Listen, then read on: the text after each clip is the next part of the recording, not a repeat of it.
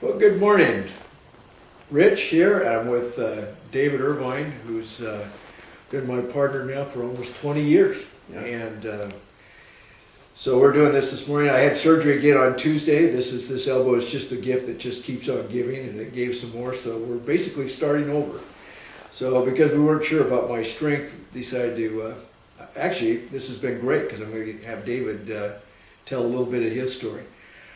I am finding that I'm more and more engaged with what Rob Bell is talking about in terms of the gospel message being good news. You know, this elbow has been bad news, and it just keeps on giving bad news.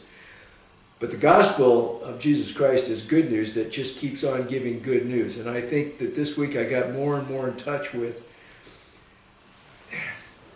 the good news that God really has created us to be somebody pretty darn special for every one of us. And the key is for us to live into that reality, not the self-image that we've created for ourselves through our experiences and through the messages that people have given us along the way.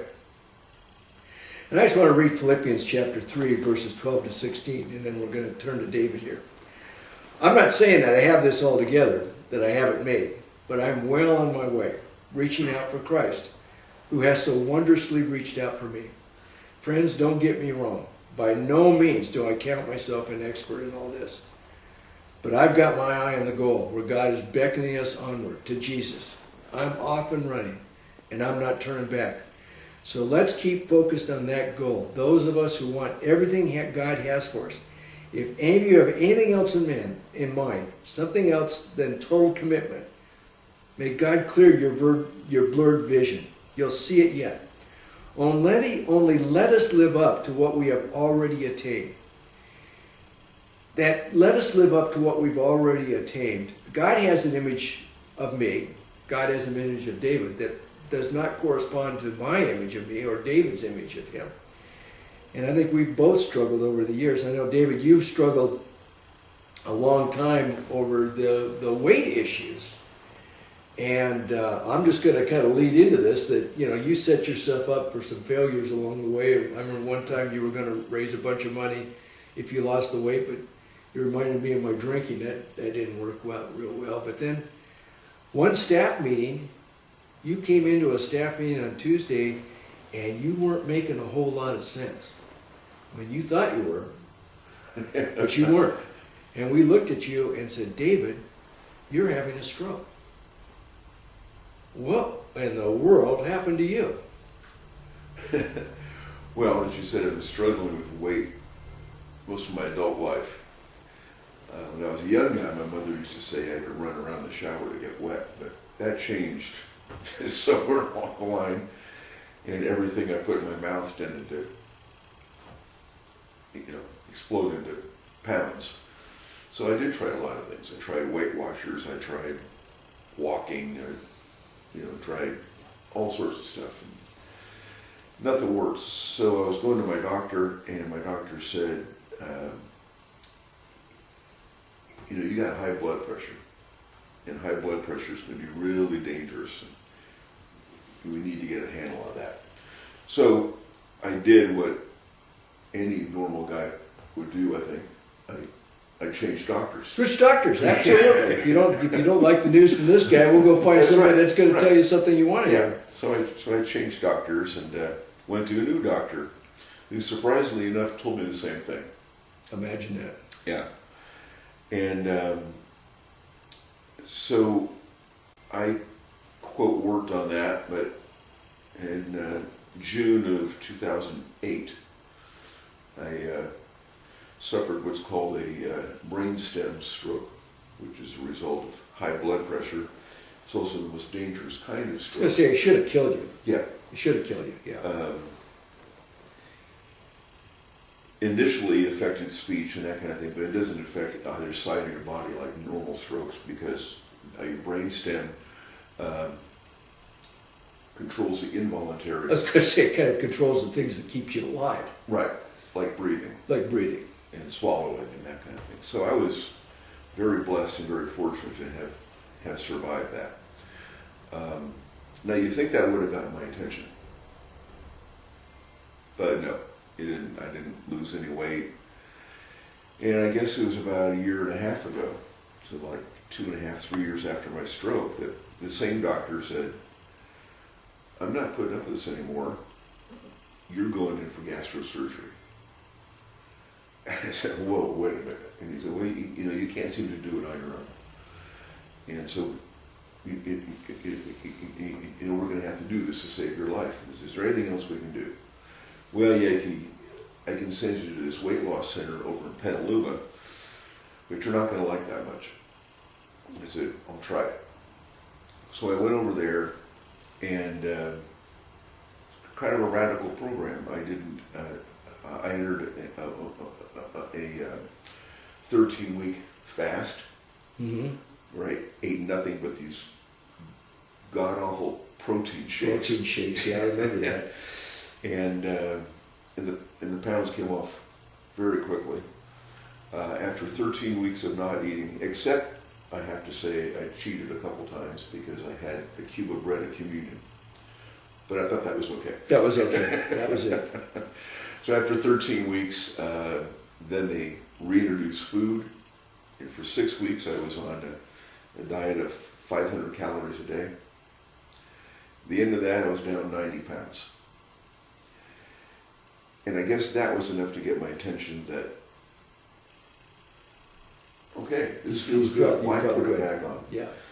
So now I'm eating fairly normally. I'm very careful what I eat and the amount that I eat. I go to a support group on Tuesday evenings where we share our experiences and our struggles and our successes and hold each other accountable and weigh in front of each other every Tuesday night. And There's a certain level of vulnerability then. Yeah, and accountability, and then I've started a kind of they wouldn't call it radical, but a high-end exercise program with CrossFit. And so I'm not losing more weight, I'm building muscle. And I'm building endurance, and I'm a whole lot healthier. But it took a whole lot of 2x4s across the forehead to get my attention. Which is kind of amazing. I mean, now when you're in your support group, are you guys talking to each other about the image you have? Because I grew up with some weight challenges, and I still think of myself as a chubby little kid, even though that's not the image most people have of me. And I'm thinking along the lines that God needs to do for us what we can't do for ourselves. And one of the things is change our perception of ourselves, that we're gifted, that we're talented. You are amazingly talented and gifted. And yet, inside, there's this sense you probably don't measure up. Right. Yeah. I think that comes out in our group in terms of other people in the group giving you accolades for what you've done. You say, at this meal I struggled, and I was out of this social occasion, I made a wrong choice, and so that's why I'm only down a pound, or that's why I'm up a pound. And everybody else would just go, yeah, but you could have done such and such, and attaboy, and so you're, most of the time, unless you really blow it, you're getting this positive feedback that you're on the right track. I think a lot of the chatter that goes on in our heads is incredibly negative. Now, as I said in the Preacher's Post, I'm not a big fan of the positive thinking movement, but there's some real value in taking a look at what are the messages we give ourselves, and what are the messages God wants to give us, that we're forgiven, that we're gifted, that God wants to use us to do some really cool things, that we have a place in this world, we have a mission. I mean, all these things that are just tremendously exciting, that ought to just blast us out of bed in the morning. But we have a hard time believing that. Right. Sometimes I have a hard time believing that about my marriage. Why does this woman put up with me? What is she seeing in me that I'm not seeing? So that sense that, even though that we put on our lipstick in the morning, and you and I don't, you and I don't, Speak but for yourself. Yeah, we put on our nice clothes and we put on our lipstick and we all go off to church and we put on this facade that we're okay, but on the inside there's this sense that we're really not okay.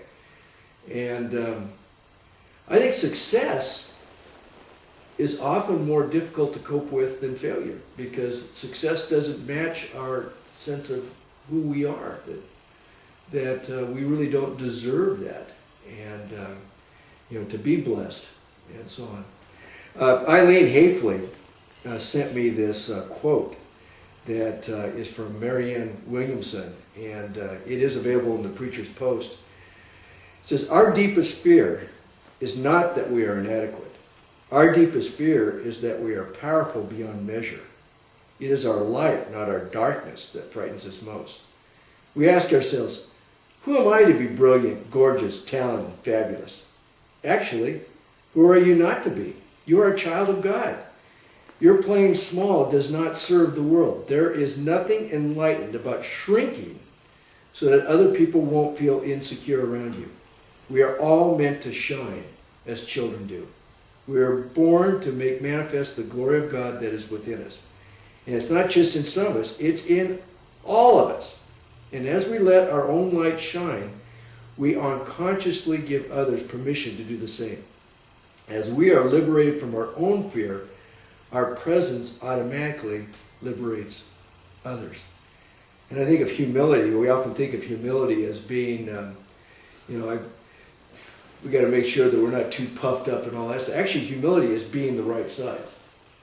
So your right size is to lead the worship ministry and to do the things that you're really good at, that we don't want you to shrink from that. And I think you and I have both learned that we have some other areas where maybe we're not as good in, and we just let other people take care of that. I think that's the smartest thing I ever did, was let go. I don't have to do it all. I don't have to prove myself.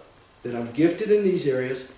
I can shine here, and then I can give you room to shine where you're gifted. And I think that's been part of our partnership all these years, is letting each other, really complimenting each other in that area.